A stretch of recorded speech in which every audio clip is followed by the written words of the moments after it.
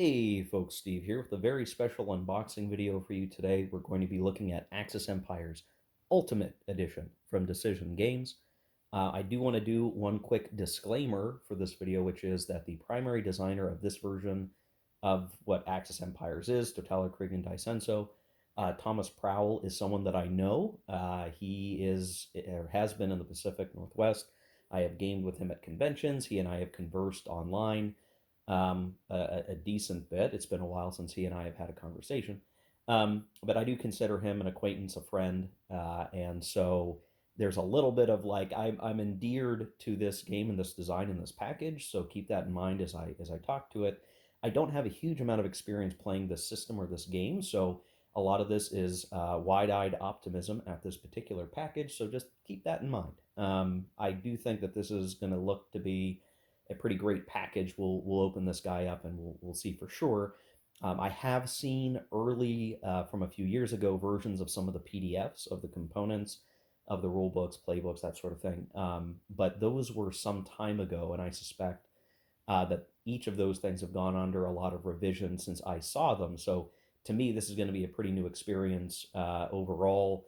I know for sure that the layout of the rule books and things have changed since I saw early previews some years ago. So with that disclaimer out of the way, let's talk about what this is before we do the total unwrapping unboxing. Axis Empires Ultimate Edition is going to be the latest ultimate version of a series that really started back. I believe it originated in a game called Krieg with an exclamation point. That became Totaler Krieg, and I'm probably not pronouncing some of all of that correctly. And eventually that turned into Axis Empires Totaler Krieg, and then which really covered, from Krieg on to that was predominantly the European theater of operations. And eventually there was Axis Empires Daisenso, which was the Pacific. And the way that that was set up is you could buy both games and then kind of play them together, even though you were functionally still playing them separately, side by side. I think generally, though certain rules carried over between the two, and you would play it out, World War II. And then what they were going to do is produce two expansions. One, which was the Schiffskrieg, which greatly enhances the granularity of the ships and the plane interactions with the game, where without that expansion, all this stuff is pretty abstracted out, and it's a focus on ground operations. The Schiffskrieg expansion, which is included in this, and we'll flip the box around and kind of show that, enhances that and brings it up to a scale that's much closer to, say, a World at War or World in Flames. Maybe not quite as much as World in Flames if you're playing World in Flames with all of its expansions, but it's in a ballpark that will be more similar. There's also, which is to me probably the most exciting part of this, is bringing back a module called Dice of Decision, which existed in a previous version of Totaler Krieg, but has been missing and had not been updated for quite a long time, and is being reintroduced in the Ultimate package, which now includes not only just being updated and enhanced for the European theater of operations, actually includes now the Dice of Decision version of the Pacific events. And what that is it's a way, if you so choose, to start from the aftermath of World War One and basically roll through a series of tables and generate a new scenario where minor countries might be aligned differently. Germany might have won World War One, and Germany is an imperial Germany. It's still led by a Kaiser, and that changes different elements of what Germany is in control of and what minors is it allied with potentially. And it also affects the cards, which the cards are actually a big component of the system. I wouldn't call it card driven, but it is the card engine is pretty important to the overall system itself and functions a lot like the production system that you might see in other games that use resource points or production points or whatever. So all that said, this Ultimate Edition is meant to be in a single box, both the previous two major games and the two modules put together. This is certainly in the vein of a big grand strategic game, so it sits alongside games like A World at War and World in Flames as big execution of World War II where the players are controlling the major powers and fighting it out on that grand scale. I know that someone will want to ask me in the comments section how I think this compares to World in Flames. Now, you know me if you watched a lot of my other videos that I'm a World in Flames guy. World in Fans. I'm a fan of World in Flames, bordering on fanboy. I like it quite a lot. I don't know that this game would replace World in Flames for me as like my desert island game, because I think the things that World in Flames focuses on and just the broad depth and complexity of World in Flames is kind of its own monster. But Axis Empires, for me, I think scratches a very different itch. I think the things that it's going to do and the things that it focuses on are different from World in Flames enough that I wanted to buy it, that I wanted to have this on my shelf. It does different things with a different focus, and I think that's very interesting. I think it can be a nice alternative when World in Flames can sometimes feel overwhelming. For sure, this game has its own ways of being overwhelming, I'm sure, but I think it handles it a bit differently and could just serve as an alternative way to play out the big, large World War II experience.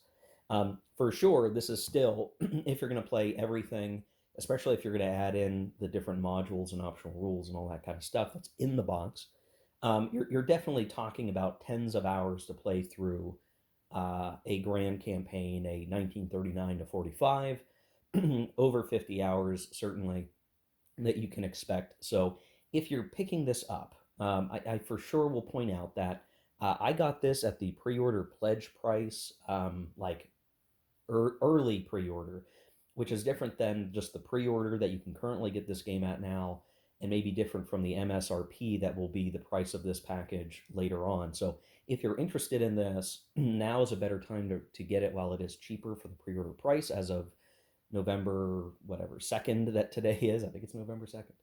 Um, Either way, this game is certainly pricey.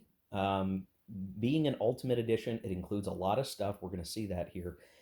But it is a pricier package because of how much stuff is in the game. So this is not your $40 to $50 pickup from a pre-order on GMT or Compass. This is something that you really need to be leaning into. And if you're going to spend this much money for a package like this, which is still probably a bit cheaper than what I paid for World in Flames when it was republished, you have to know what you're getting into, right? This is a big game. It's intended to be a big game. If you're not in the market for a big game, if you don't have the table space for a big game that you can leave up and play for 60 plus hours or whatever uh, over time, probably want to be playing over the course of like a week or more or months, depending on how you game. This might not be for you. I think it's just important to call that out. I've seen people even now early online saying, hey, this is really expensive, like I'm not going to buy this big expensive monster game, blah blah blah. Well, if you're not in the market for it, then this might not be for you. If you're looking for that big World War II full meal deal experience at a particular complexity, then this might be for you, and it very well could be worth the cost attached to it. And I can tell you that just in terms of trying to learn the rules and how the game operates, if you have found yourself saying World in Flames is too much, that's a valid position. And if you find a World at War to be absolute nonsense to try to learn, well, that's a perfectly valid position too. This actually might hit the sweet spot for you. So at least from that perspective, it's worth a look. And hopefully this video will give you a better idea of what you're getting into if you were to buy this and what's in the package. So very quickly, before I just go ripping, I do want to show the back of the box, which kind of helps to show kind of what all you're going to get. You can see some of the example counters here. You can see the different rule books that are going to be included in the map. I will say the map, and we'll take a look at the maps. The coloring is a bit different from the previous version of Axis Empires.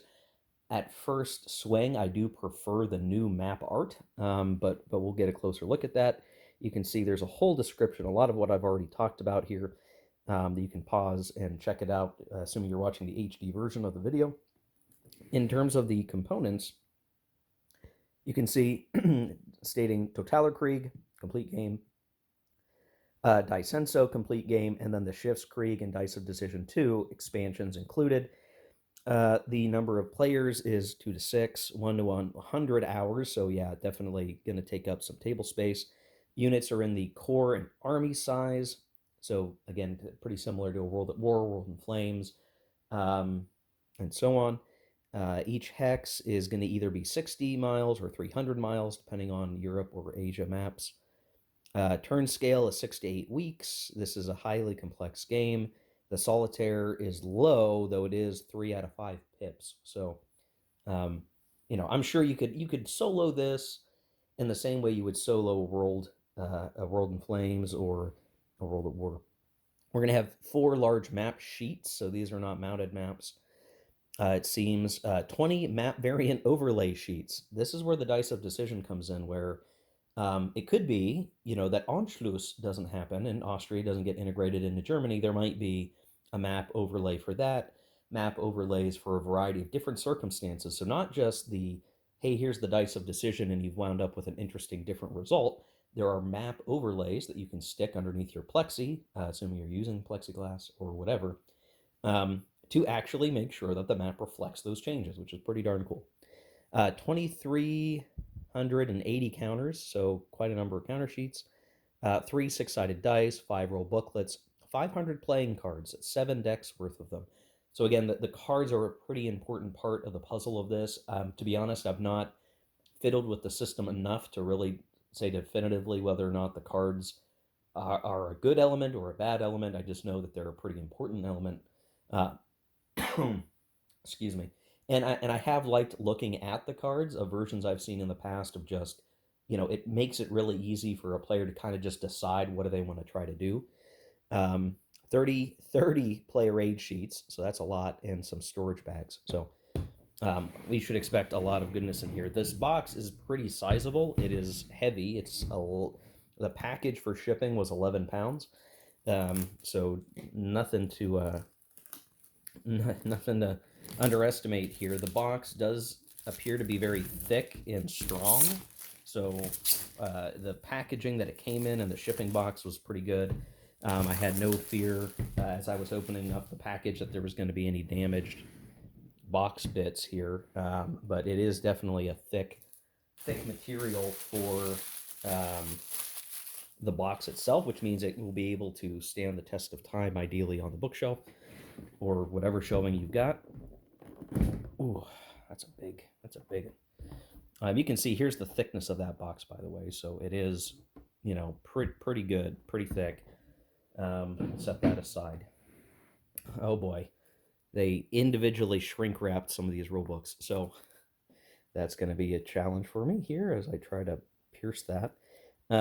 Axis Empire's Ultimate Edition core rules. So there is a core rules that would be the rules reference as you would play either game. You could always reference the core rules. I'm undoing the shrink on this so we can take a closer look. So this is matte paper and it is color. So this would make it easy if you had to write notes in paper, or with a pencil, you could do that. So core rules coming in at 62 pages, which would include various things like optional rules. This is going to be in a 3-column format. You can see it is color, and they call out things like exceptions. There's different elements to it. If I go, this would not include the Schiffskrieg rules, by the way, so you can see they have it laid out here. The core game mechanics, operational movement phase stuff, combat phase, the housekeeping rules. So these being rules that are kind of like they affect the game all the time, but you might want to read through them to understand how they operate. And then you're really able to just keep reading the rules in the sequence of play order here, which is a useful way to organize the rules, certainly. And then you get into the optional rule bits, and that takes you up to the 62-some pages. Now, they kind of run through all the different ways that the game works. There is a PDF of this, by the way, so the core rules, none of the other rule books, but the core rules are available on Decision Games' website in their e-rules section. You can go find that. I believe they have it currently listed under the other rules, so you kind of have to navigate their menu a little bit to find it. But if you want to review the rules, the core rules at least, that is available to you to consume, and you can read some of this stuff to get a feel for, is this game going to be one that makes sense to you? See, they've got some overruns, they've got some examples of play or examples of the mechanics, which is always very useful. You can see all this here. And they do tend to have certain rule sections highlighted where things in blue are going to be related to Totalerkrieg. If you're just playing a Totalerkrieg game, things in red are going to be Daisenso. So if you're picking one of these games to focus on, right, if you don't want to jump into the full global war, you can pick one and then kind of lean into learning just those particular rule bits. Now, this is the thing that I'm like, I'm going to be spending all day reading this, is the Dice of Decision modular rules, which is coming in at its own 63 pages. I This is almost worth its own video, I feel like. As I open up to this massive table of contents. So it talks about creating a Dice of Decision game. And the way that this works is like you set up a base situation, and then as you execute the Dice of Decision module, that base position of the map gets edited with a different situation. So when do you put a map overlay on? When do you change out units? So you start from a base point, and as you execute the process, everything else changes. And you can just see, like, here are the different results for Germany. You can have Anschluss occur or not occur. Germany could be communist. It could be a constitutional Kaiser. So a constitutional monarchy underneath the Kaiser could be a democratic Germany. You can see further down, there's Imperial Germany, so that's maybe less constitutional Kaiser. Germany owning Alsace-Lorraine, Germany owning Bohemia, the corridor near Poland, Croatia, Czechoslovakia, various other events, and each country kind of has a different set of these. And probably one that's worth looking at that's kind of interesting in my mind is it's listed in here as Turkey, but this would be does the Ottoman Empire survive World War One? Well, the Ottomans could own various numbers of different territories here, all listed in here. Ukraine may exist in different forms. The United States maybe could swing some different directions. I think those are unlikely, but you kind of, there's different ways to reach these events. So these are listed out in event format. You can just kind of see, I want to show an example of one of these things, like Albania. You can either have Albania become a Greek dependent, or it could become a dependent of Serbia or Yugoslavia, depending on a number of factors. This is not intended to be where, like, Austro-Hungarian Empire. Okay, like, do they survive World War One? How do they get set up? What's their force pool like? This kind of stuff is not meant to be read from cover to cover, that you might find fun in doing that. What it is as you execute the Dice of Decision module, it will tell you, okay, look at these events. These are triggered because we've wound up on this result on a table, or this set of decisions have made this happen. Go read that event, apply it on your maps if you've had them set up, and go from there. So this is definitely cool. I think some of the player aids are going to be related to this, because the actual tables for rolling through the Dice of Decision are going to be on player aids. They're not. It does not look like they're in the rulebook itself. But this also includes, like, changes to cards that may happen. So this is such a huge part of what is going to make this edition special, is the return of Dice of Decision. So for me, that's a big deal. Then you also have, these are the three other rule books, Schiffskrieg, and then these are going to be the other two in this shrink-wrapped set. It's going to be the Totalerkrieg and Daisenso specific rules, which is really where you're going to get the scenario information for these individual components. So Schiffskrieg, now this is going to be a little more straightforward, because it's really going to talk about the core mechanics, where you have actual ship counters, you have land-based air counters, how they operate, the way that they work, how to do base attacks, airstrikes, and then You can see things here, Totalia Krieg editions, Dicenso editions, what changes in the scenario information, because now you're going to have, instead of the more abstracted counters apply, you're going to have these more granular counters start to affect. This is another 3-column format.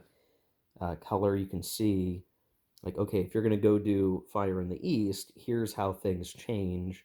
You're going to have a number of land-based air setting up in certain places, and so on. So it is one of those things, like, if you don't want to play with this, if this is too much for you and you don't want to get engaged with it, you can simply just not use it and set it aside. But when you say, hey, let's go Schiffskrieg, you can break this out, review the rules, look at the setup changes, and make those setup changes as desired if you're going to play this. So I kind of need to spend a little bit more time with this because I'm still a neophyte to Axis Empires in general. This adds a whole extra layer of complexity that I'll need to absorb. Here's your Totalia Krieg exclusive game rules. It's going to feel like there's a lot of rules, but here it's really talking about different political events that could come up when you're playing Totalia Krieg. I need to mess with the focus here. There we go. Conditional events, and then this is where you get the scenario information. So if you look around, like, there are training scenarios. This is probably what makes this game a lot easier to learn than maybe some of its siblings or peers in its in the lane that this game exists in. So the training scenarios, which just I'll skip to it because I think it's going to be a good thing to look at, is like, okay, here's Case White. This is a solitaire exercise. What do you need to go do? And it's going to say read before playing. Go read the introduction, go read the zone of control rules, the stacking rules, and then read as you play the support unit placement rules, blitz marker placement, all these things. So if you're looking at this big game and you're going, gosh, how do I even get started? This game probably better than, and there's tons of strategy notes for the players in here as well, and design notes. So if you're not just how to play the game, you want strategic advice, there's plenty in here that talks through what should the French be doing, what can the Allies be doing, what can the Germans be doing in here. There's a lot of that content worth reading. I want to sit through and read the latest version of these because I think I may have read a very early version. If you want to play this game as a new player, which, hey, I'm one of those folks, those training scenarios and the way that you can slowly read the rules is a better way to learn the game than a World at War. I think a World at War tries to do that, but the rules are so incomprehensible that I don't think it succeeds. World in Flames just doesn't do that at all. So you're kind of stuck really just learning it in a big set of game stuff here. At least with this game, there is a structured way to get read up on the rules, and that applies even for Dicenso. So if I just go ahead and look here, there's gonna be a similar thing here where there's a Tora training scenario. So you can do the training scenarios for Totalia Krieg, you can do the training scenario for Dicenso, and then start to get your feet wet with these different scenarios where you're playing at different start times. You can go back to 1937 with Dicenso. You can be playing in 44 if you want a later war situation, and then you still get all these player notes along with all these other relevant things. And because it's 2 games, right, functionally, like you can just focus on one. If you want to really get into the Dicenso piece, that is possible. You can see there's a lot of these different markers that affect the game's situations. That's something I need to learn a lot more about, because it's not just what you see is what you get, right? That's probably, if there's anything I'm wary of with this game system, it would be the not what you see is what you get. And what I mean by that is in, excuse me, World in Flames, generally what's on the map, the units that are on the map, the things that you can do with them, and what the markers represent are generally self-evident. They're either all units, or they're all resources, or they're oil markers or saved build points. There are very few markers that are used for like ephemeral ideas. Uh, there are ephemeral ideas, but they're in the rule book when you do a U.S. entry option or you close the Burma Road in that system. You kind of say it and then you apply the effects as listed in the rule book. But there's not really markers that illustrate that. In this game, there are a lot of these markers that, and I'm going to have some that I can even show. There's a lot of additional markers. So all these counters are in a shrink wrap. Um, so if I look at this one, like, there's a specific counter that says that Austria is ceded to Austria-Hungary, or Croatia is. And there's different markers like that. There are like policy markers, material shortages, which is a distinct marker. So there are these additional things that it's not what you see is what you get. There is a lot of additional counter bits that you then do want to be familiar with that represent some policy that you reference in the rule book. I don't know if that's better or worse than what you see is what you get, um, but it is something that like some of these counters that are for the game um, are going to apply to it. Now, I want to be careful showing the counters because these are all shrink wrapped together, and there are a number of counters here. I don't want to accidentally start punching them out because I'm not prepared to do that level of sorting yet. But I will say this as I'm working to get the shrink wrap removed. This is, in terms of like an Ultimate Edition, Deluxe Edition treatment, this particular counter set for this version of the game is certainly more in the vein of a deluxe edition from, generally other publishers. I don't buy enough Decision games to know if this is a normal thing for them or not. But at least for this one, and there we go. We'll use this one to start. They are brown core counters. So let me, come on. There we go. You can see the brown core here. These counters are sturdy. Maybe I won't feel too bad about punching out a control marker. So here's a control marker. This is your nice brown core, thick quality counter that punched out really easy. Now, whether or not you want to go to town rounding these corners or not, it's 2,300 counters, some counters, so you're going to wear out some corner rounders somewhere, but the counters are actually quite nice in terms of just the thickness. They're not over thick, like some games have been published with over thick counters. These are actually pretty good. They're not the white core that I think were in the previous version of this game, and I'm going to see if I can fit this sucker right back where it came from. And I reasonably can, so that's nice. So this whole set, counter sheet 9, you can say, like, look, it's Austria-Hungary. There's a force pool for Austria-Hungary because this game has the ability to have Austria-Hungary be a player, be a factor. The rest of these, I mean, I just want to show you, I don't see any registration or alignment issues so far, which is a good sign. There are minors, right? Minor countries. This is, I want to say, yeah, Japan.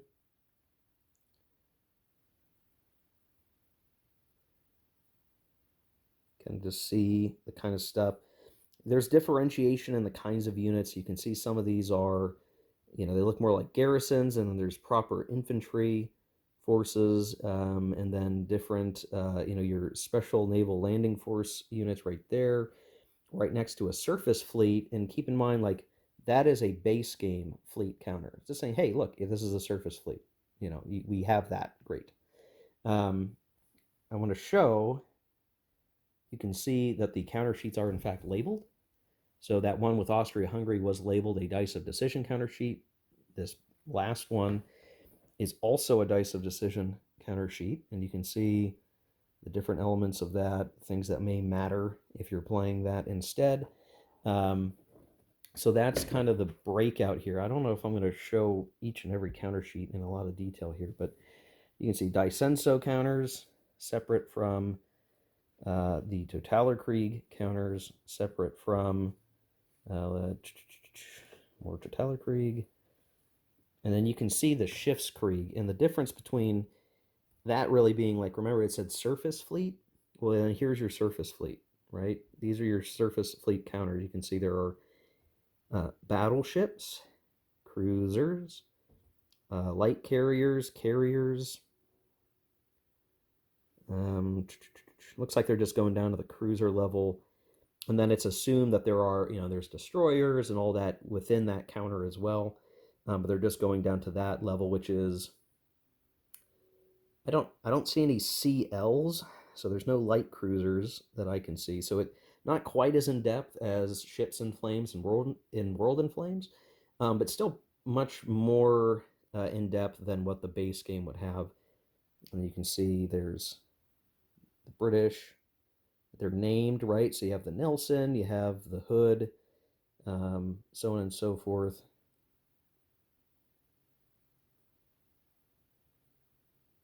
Very good. Very good stuff. The backs of these showing reduced versions of those counters. So nothing too crazy, but again, I won't be able to speak in a huge amount of depth on how Schiffskrieg really works, because this is the newest part of this game. Schiffskrieg has not existed until this Ultimate Edition. I do see the Enterprise, the Lexington, the Ranger, the Saratoga, Yorktown. Great. And then more of the dice of decision. So this would be like Imperial Germany, and what does the Imperial German things entail? There's different ways that the naval fleets can be affecting what you're dealing with. So then you can see, just as an example, that the dice of decision stuff includes stuff to support the Schiffskrieg expansion. So all this expansion stuff works together ultimately to give you the game experience that it's intended to give. So very exciting idea, right? So you could play, I guess, all the different ways you can play this game. It's Totaler Krieg. You can play Dicenso. You can play combined. You can play with the dice of decision. You can play without dice of decision. You can play with Schiffskrieg and without, and every permutation within that. And so a lot of different options that you can leverage depending on what you're really interested in. Now here is a big old stack of player aid sheets, also needing to have additional shrink wrap penetrated here. So I'm going to get that going. Now the thing about this will be, and I would want to be very careful, I'm not going to be able to go through each and every one of these player aid sheets, but there are, here's a component list. Here's support unit and convoy marker aid. Here's how to set up your deck, the deck of cards, which we'll look at shortly. There's that. There's okay. This is the lovely. This is the stuff I really wanted to get to. The dice of decision tables. This is not available out there in PDF format, so I probably can't show this in too much detail, but you can kind of see, okay, opening moves. What does each faction do? You can roll a die, and in my mind, either as a solitaire exercise or with a set of friends who are willing, I think you could just by fiat pick some of these things, right? So well, let's play a game where the Central Powers overwhelmingly won World War One. Well, then you just pick these results, right? You roll for them, but if your table so desires it, just pick it. Pick it. Find a fun way that the maps are set up. Maybe it will seem like one side is going to be overwhelmingly powerful, and maybe you don't play it, but maybe you had fun running through all these different things. It's just a very, very cool element. So there's a 1914 and 1922, then you pick up in 1923 up through 36, and that gets you to a place start. There are checklists, so if you're going to do dice of decision, you're basically going to have multiple player aid sheets out and the rule book, and you're going to be running through that very carefully to make sure that you get what you want. Additional setup charts.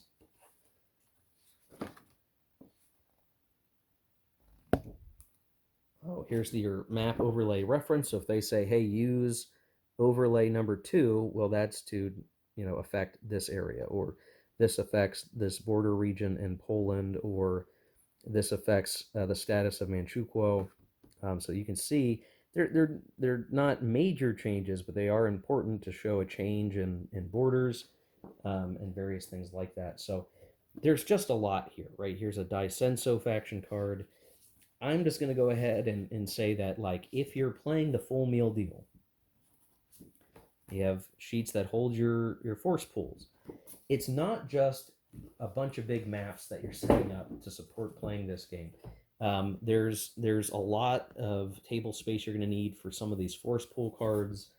This is going to take up a whole room, kind of thing, right? It is intended to be this big, gigantic monster of a game. There's so many player aid sheets, and they all look very nice, and they're all nice, firm card, decently sturdy card stock, which is appreciated. Um, so so far, I'd say the components are all very strong components. Now we have the cards. Now, this is going to be tough. Do I open up some of these guys or not?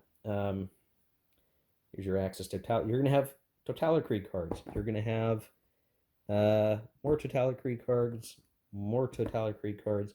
You're going to have cards that are specific to Daisenso.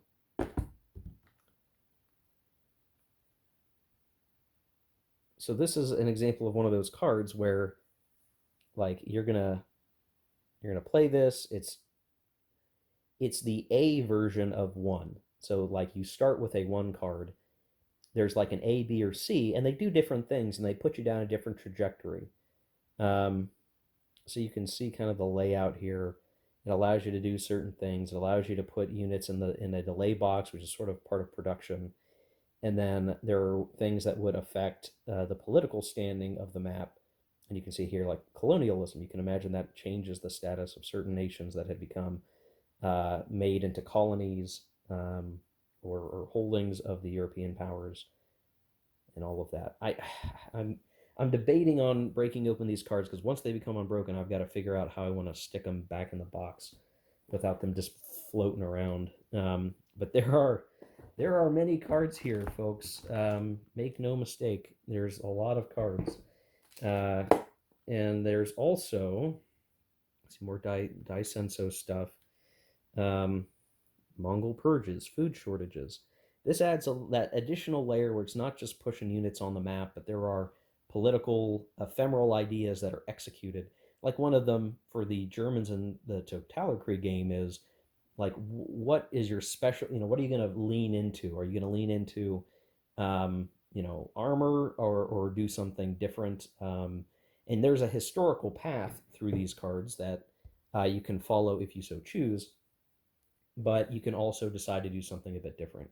And then there's also these Fortune of War cards, which are more like introducing random elements to things. So partisans and caselings, quislings. So this can be played, and then it's going to have certain game effects. This is to mix things up even more than you might already be mixing things up. Which, all of these cards, I should point out, you can even just see Western Allies Daisenso is different card backing from the Western Allies Totalkrieg with different artwork. That's appropriate. So there's a deep well here, guys. Probably worth its own video on how these cards work together.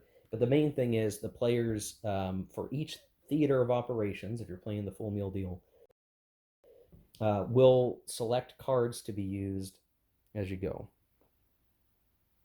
So you'll need to pick a card, and then that card affects what things you can do and what other elements you've implemented into the game. And there is probably a sub game of picking the right cards at the right time, which could be difficult for new players. But there's going to be some advice in the player notes and in the list of the cards and when they were historically played. So if nothing else, you can always follow the historical path, for better or for worse, and see what happens.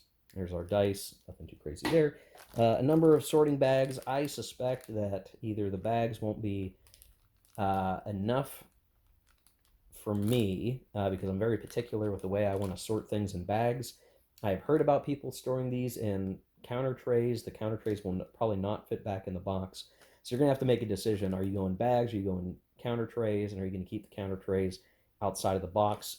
Supposedly, folks have been able to get things back into the box via some configuration. So something I'm going to have to play Tetris with. And then you see, and oh goodness, thank goodness they did this. Um, they put the overlay, the map overlays, in a cardstock backed baggie, which is so good because you can imagine how easy it would be to get these guys folded up, messed up, degrading their health over time, and they managed to stick these guys in a very, very nice, relatively secure way of keeping these safe. And I just want to show, here's an example of one of those sheets. So this is affecting the borders of the Caucasus. So you can see, and it's even labeled overlay number 9. It's this. You lay this over the map.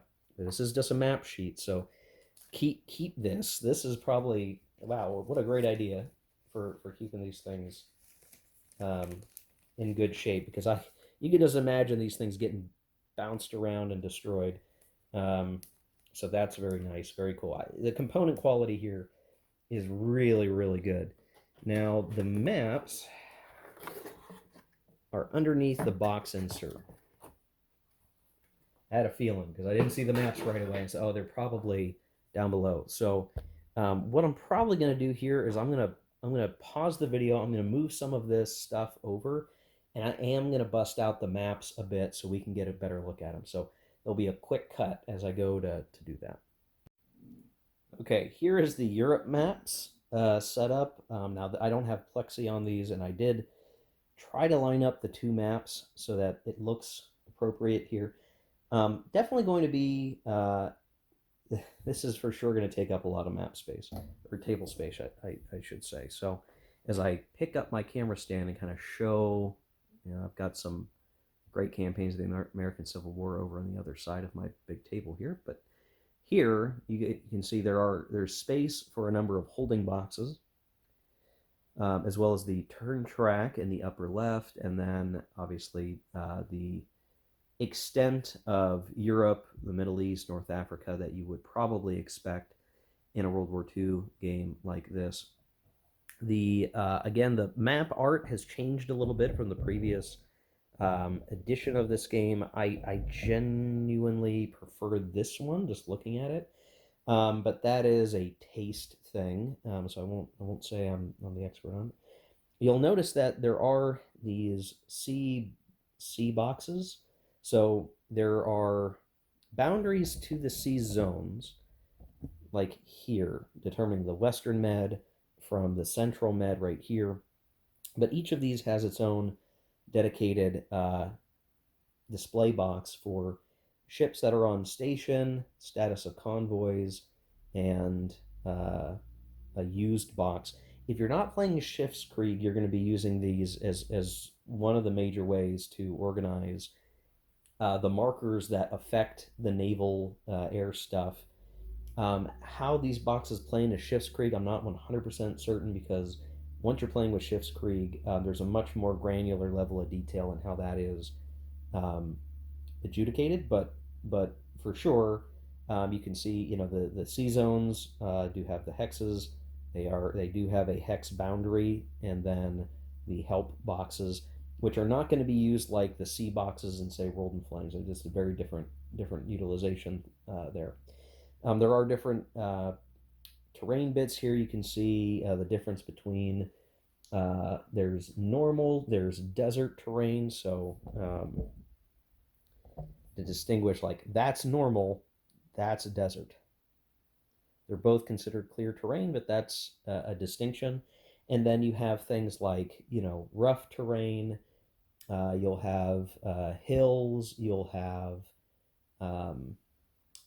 mountain hex sides, and you can kind of see these kind of strict breakouts of the hex sides that are going to affect combat and movement and all of that. And then you have, just to zoom in a little bit, like these cities, these ones with the darkened border, I believe denote the quote unquote strategic hexes, which matter for victory points in combat, or not combat, I'm sorry, victory. So a lot of these ones, like these grayer ones, are Axis strategic hexes.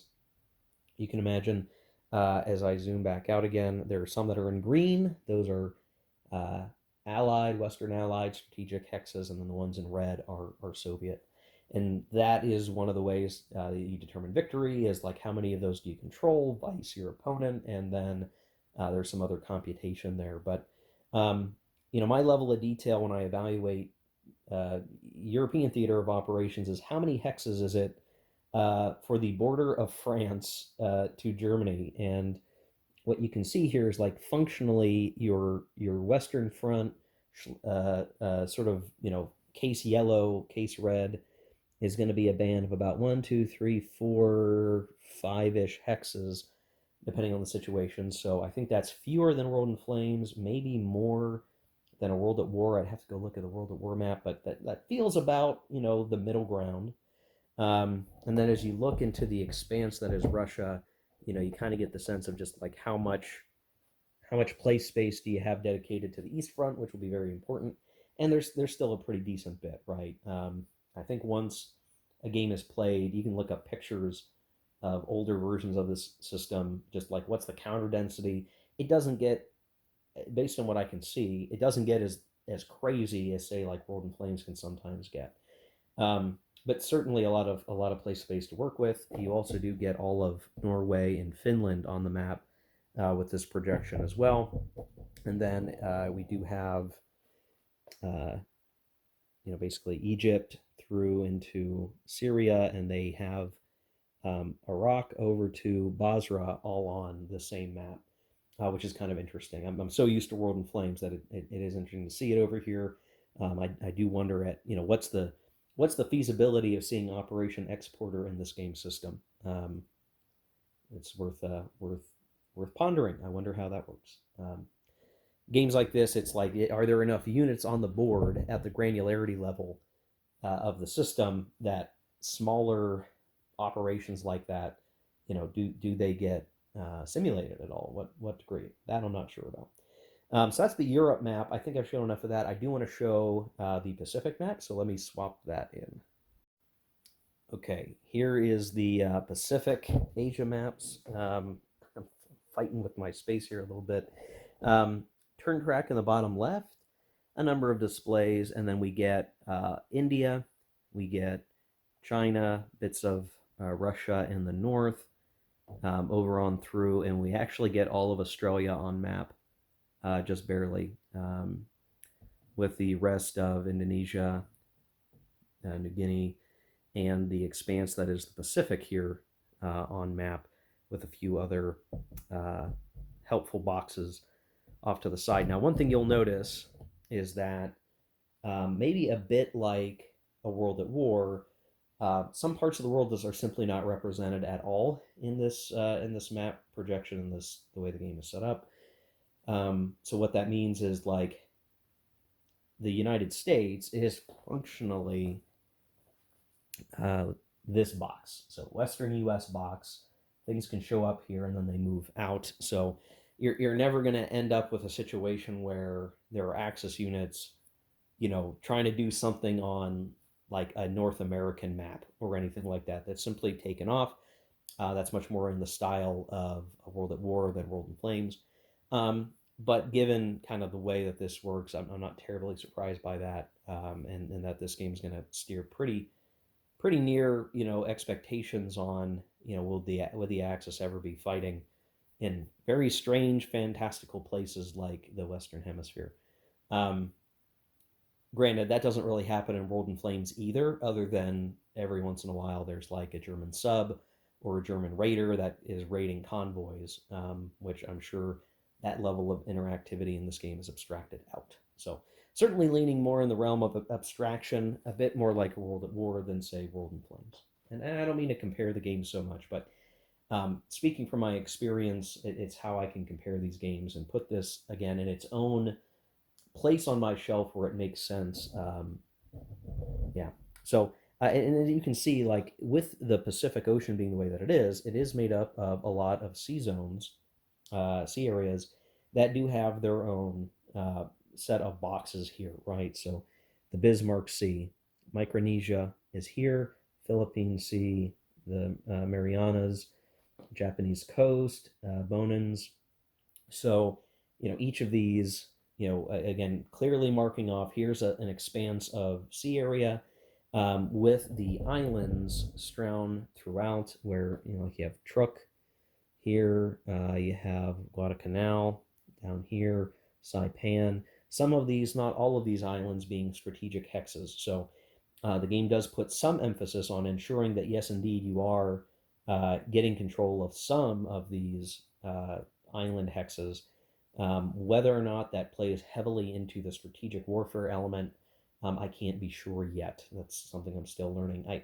I definitely have a little bit of an itch to try Dicenso with Schiffskrieg separate from Totalkrieg and just play that and see how it plays. Just because the Pacific Theater is very interesting.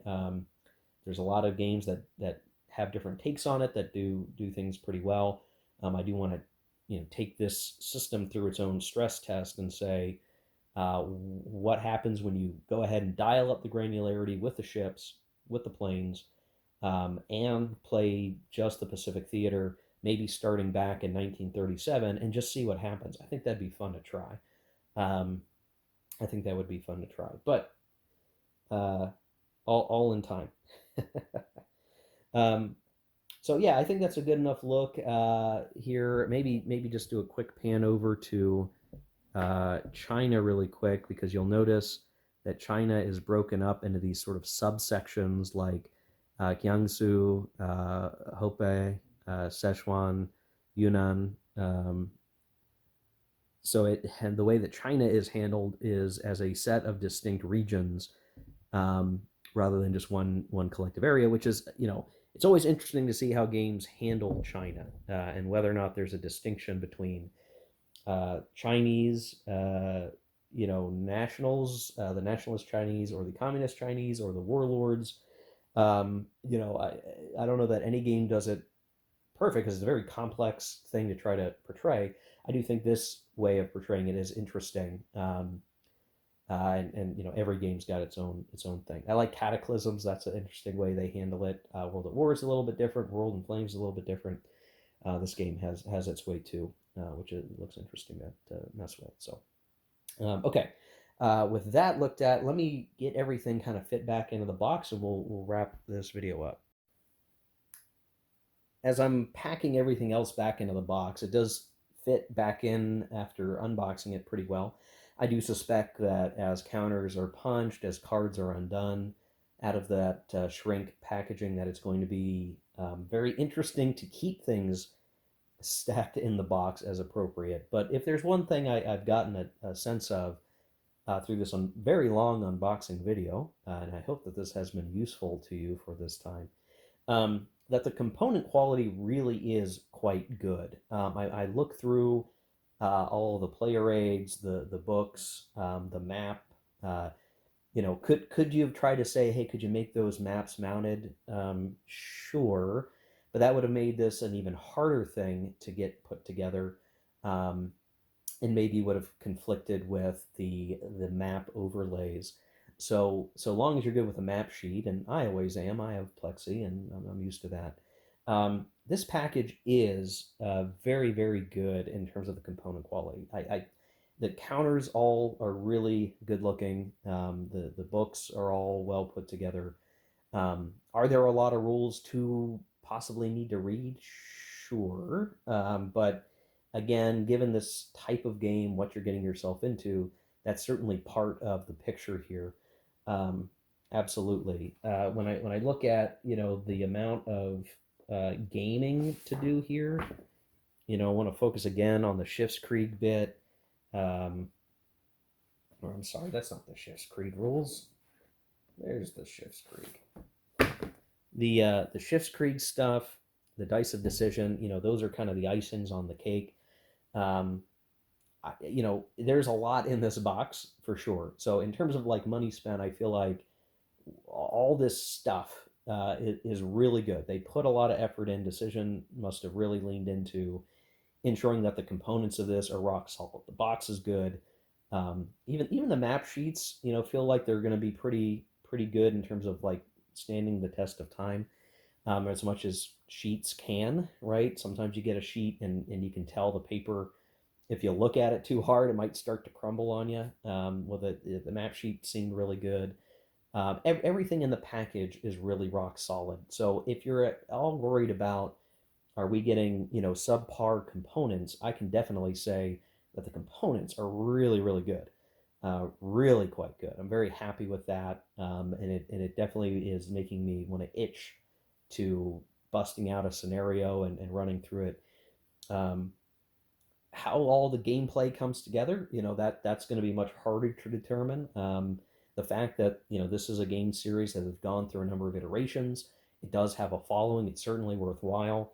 I think with the cards and the dice of decision and all these different elements, it is a distinct experience, worthwhile looking at. From a with player's perspective, I can see this being a very different type of global grand strategy war game that gives something distinct in terms of value. The sheer amount of just gameplay, period, right? We're talking, the big campaign game with all the bits added in being 100 hours. You're gonna get a lot of game time out of this, and the fact that you can choose to play with Shifts Krieger, without, with Dice of Decision, all the permutations of things that can happen with Dice of Decision, which is almost a game in itself, just to just to roll the dice through the tables and see what kind of world you end up in, is almost its own solitaire game that's fun to play anyway. Just to see what kind of weird stuff can happen. There's just a lot of game in here. So while I can't give a review, I can definitely say that at least the package itself, I'm walking away feeling very good about it. I definitely want to get through some of those training scenarios, get used to the system, kind of understand the ins and the outs. The only thing I know for sure will be, I should not expect the granularity of World in Flames. I should not expect the confusion of a World at War. It's going to be something that fits a nice way to learn a system, that's going to handle things at a more abstracted level, but still a lot of interesting bits that will keep things interesting for a long time. Again, just the cards, you can even, if you don't play with these things and you're just playing the base game, you can choose different strategies in the cards that will take you off the beaten path of history. So you have opportunities to do things. It's still constrained. It's not a total sandbox, but you have a lot of options at your disposal. It feels like. So anyway, this is an extremely long unboxing video, but given this package and given the fact that I've waited, I don't know, at least 2 years, maybe 3 years for this to arrive at my doorstep, I thought it was definitely worth the time and the effort to go to this level of detail in the unboxing. So I hope this video has been useful to you. I hope it gives you a better idea of what are your dollars purchasing if you're going to go in and pre-order this or order this as it's available now. At the very least, that's the purpose of this video. Let me know what you think in the comment section down below. If there's certain questions that you have that I can try to answer, I'll certainly look to do that. I want to give congrats to Thomas Prowell for this game, making its way here after a long period of the development to get it to the Ultimate Edition, for everything to come together so far. It looks like it couldn't have gone better. So congrats to Thomas and Decision on getting this out the door. So anyway, thanks for watching, folks. Again, hope this was valuable to you. We'll see you in more videos to come. Thanks again. Take care. Keep on gaming.